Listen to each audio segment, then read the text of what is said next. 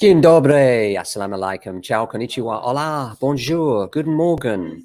Good morning, good morning, good morning. It's Ken and Ten, and happy Independence Day if you're Polish today. Probably got a day off if you're out there. Give us a like, comment, and share, whatever you want, really. How are you? It's Ken at 10 again. And here we are, Thursday, the 11th of November. And I'm pleased to report it's another bright and sunny one here in Southwest London. We're James Alexander Estate Agents, and we broadcast daily from Southwest 16 Norbury, which is between Streatham and Croydon. Why then have I got New York behind me, you may ask? I don't know, just like a New York backdrop, don't you? Love a yellow cab and all that. Just thought I'd put it there. So I hope you're doing well today. A few things to report on. Then I'm going to talk to you about HMOs and what the difference between a single let and a multi-let is, because it's an often confused subject and can get you in very deep water if you're a landlord. So stand by for that. In the meantime, let's talk about the latest headlines in the papers today, as always, starting with the Times and the Independent. The RICS, that's the Royal Institute of Chartered Surveyors, the ones that do the surveys on your behalf if you're getting a mortgage or looking for a home buyer's report or similar, say that a rise in inquiries from home hunters in October has not yet translated into a pickup in sales. Despite an overall net balance of 10% of property professionals reporting an increase in new buyer inquiries, estate agents only have 37 properties in their books on average, and that's down from 42 in March.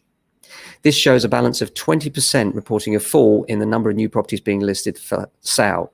A lack of stock is affecting both sales and a significant factor behind house price rises. We've been saying this for a while now, that the real problem at the moment is supply of stock. And when you've got a confident market and people want to buy, there's always buyers out there, even though it's out of the traditional buying season. So rather than it just being families looking, we've got investors looking.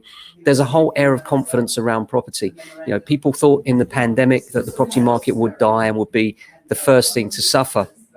And what we actually found was exactly the opposite. So that's really what's echoing through there. A third have also seen an increase in demand for energy efficient homes in the past year, although the majority of professionals surveyed said a property's energy efficiency rating had very little impact on its selling price. Simon Rubinson, the chief of the RICS, said, the economist rather at the RICS said, as long as there is a lack of choice for would-be buyers, it is clear that buyers' ambition to be more climate friendly will have to be moved down the list of priorities. Well, I must say I rarely find buyers are querying energy efficiency as one of their top priorities. More often than not, it's more about where it is than anything else, and then condition probably coming second, and garden becoming more and more important. People are looking at orientation as well, looking for southwest facing gardens quite often, which is interesting, and then even looking at shadows, you know, what's overshadowing garden. So that's becoming more of a priority for people, we're finding. And next headline is in City AM, and it says that London dominates top buyer markets. Now I need to qualify this, because it sounds like what they're saying is that London has been the most impacted in the positive sense of house price rises. But that's not what it's saying. It's actually saying the opposite. It says Chelsea is currently the top buyer market as the country continues to experience a historic low of property stock.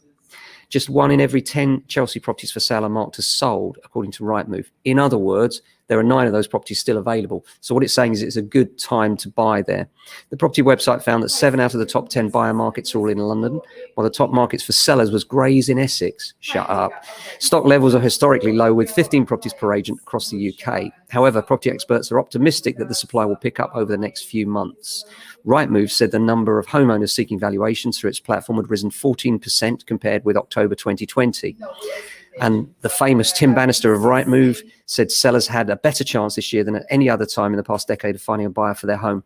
And new properties coming up for sale haven't been able to keep pace with buyers who have been snapping them up, he added. The race for space is still a critical need for many, but smaller homes are now coming back into the most competitive property types. And we would echo that. We've been saying for some time now, we're starting to see the resurgence of the London market, which is great to see. Confidence is certainly there and people are looking to buy. There just isn't that much stock around. There's an article in the Times today saying with interest rates expected to rise by the end of next year, the FT discusses the impact on UK house prices, with experts predicting it could slow growth and demand. Well, it doesn't take a rocket scientist really, does it, to know that if it's less affordable, it might slow the market. But because we're talking about proportions of a percent in terms of those rises, I don't think it will dampen appetite significantly, particularly if we can open up the first-time buyer options a little bit more. But it'd be interesting to see, because that's what we need to do, I think. You know, we've been saying for a while now. Yesterday, we were talking about first-time buyer mortgages. They need to slack off a bit and allow first-time buyers to get onto the property ladder in the first time, because it's a real struggle for many. And these are people that quite often are already paying significantly more on their rent than they would pay on the equivalent mortgage, and yet can't obtain the mortgage. You know, I think lenders need to start to take into account rents. If people have a clean rent account for a number of years, that should be a balancing weight for providing a mortgage, in my view. On the commercial side, there's an article in the Times saying commercial landlords are being asked to write off billions in pandemic rents. But they have really been, that's where the bloodbath has really been over the pandemic, not in residential lettings, but actually in commercial. And it says that landlords have missed out on more than £7 billion in unpaid rent during the pandemic, and have been told they will be expected to write off any COVID-related rent arrears if tenants are struggling to pay. I always remember one of my clients has a franchise is renting freehold properties from them in key commercial sites across London, and it's one of the big coffee chains.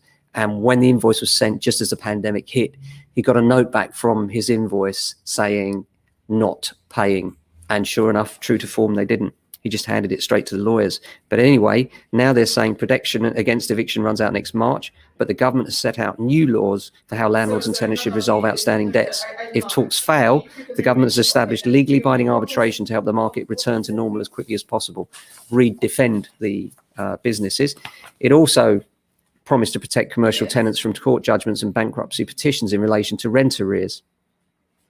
Many landlords who want to engage in negotiate settlements have used the threat of court action to bring tenants to the table. Now that final remedy is to go. Yeah, it's true. From a business perspective, that's hard on the landlord, but it does protect the businesses. Apple have taken some more space, says the Times, in Bishopsgate. But of course, they're waiting for their new home in Battersea Power Station site developed at the moment, and that will see them take 500,000 square feet campus there in the new, what I think is the most exciting development in London right now, and that's the Battersea Power Station site. And that would be great to see Apple go in there, and I think that is amazing. What a place. Lots going on there, and I see lots. That's going to improve a lot in the next few months, and we'll bring you some news on that as it comes in. Homeowners are rushing to secure cheap mortgages, says the Telegraph. Well, we've been telling you to do it here first, and it's not financial advice, but it's true. The number of sub 1% mortgages has fallen by 85% in the last 2 months, according to Money Facts. And mortgage brokers reported a surge in borrowers eager to remortgage as lenders pull their lowest rates. Well, David Hollingsworth says there's no question lenders pulling deals before borrowers' eyes has triggered a rush to lock into lower rates. So it's interesting to see, but no surprise to us. If you're a regular viewer, you'll know.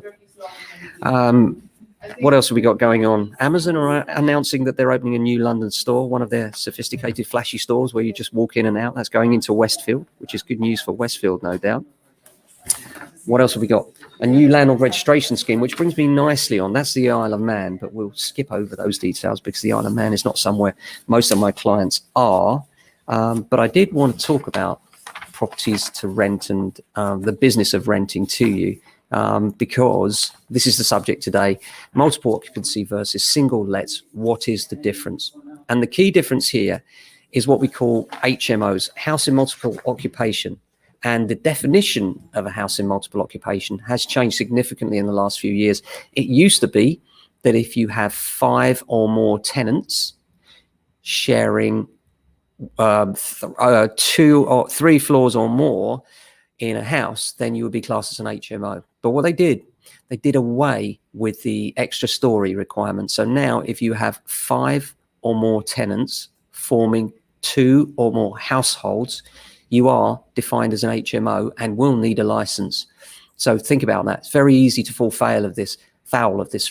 If you've got tenants in your property, let's say you have 4 tenants, and then you allow one of them to get their girlfriend to become a tenant and allowed to occupy the property as per the tenancy agreement, then all of a sudden you have 5 or more tenants, and that means you are a house in multiple occupation. If they're not of the same household, if they're the same family and living as one family, then the risk is lessened because, of course, you have a common meal time. And that's what this is all about. It's all about cooking times, because cooking is the most likely source of ignition for fires. And therefore, if you have multiple households with 5 or more people, they're more likely to set fire to your kitchen and cause a problem for everybody else. And that's why the extra safety measures are built in. But those safety measures can be massively costly, because if you are a house in multiple occupation, you will need to comply with your local authority standards, and they're high.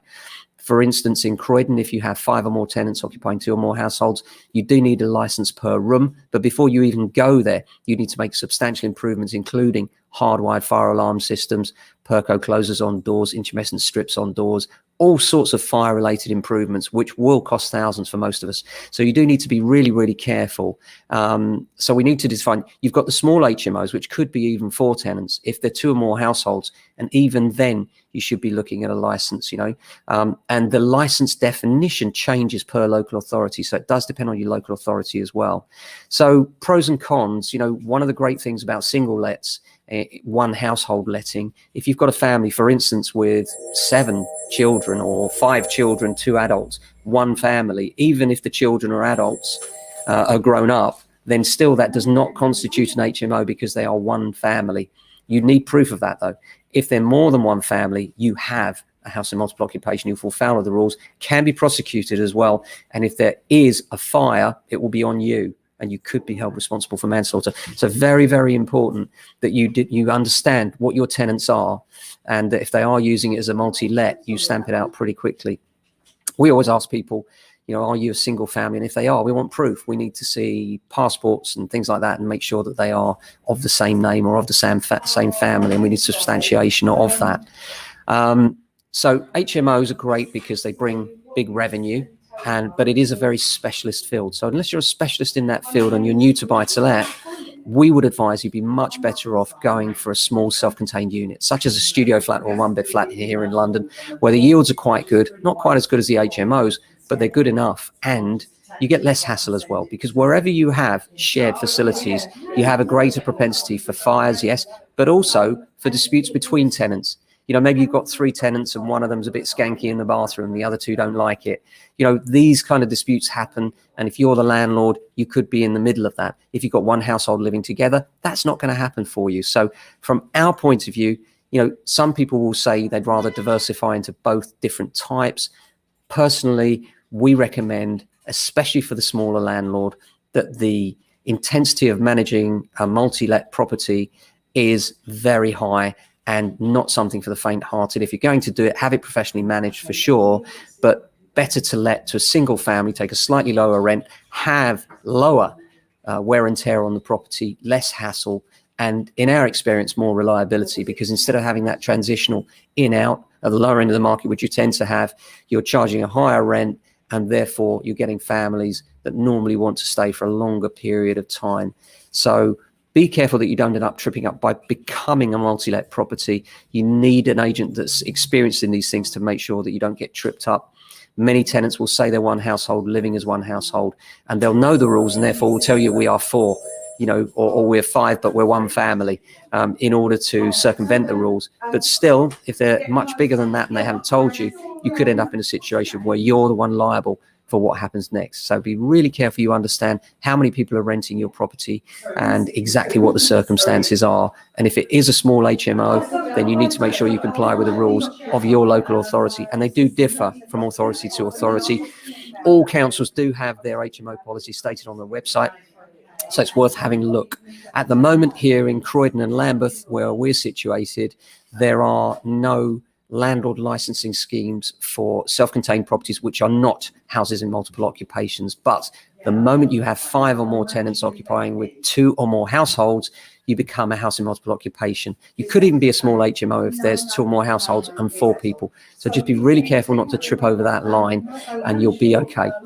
Hope that's helpful. Apart from that, we're looking at a busy day today, just about to jump out the door on evaluation, and looking forward to seeing that. Nice house in Streatham. And then we've got a small 1-bedroom flat, a nice long lease, which is always a good thing, and got to agree a sale and then take on a new instruction over in Tooting. So busy day for us. Hope you're doing well. Look after your family and friends. We'll be back tomorrow, same time, same place. I hope you can join us, and stay safe and well. Look after your family and friends. Ciao.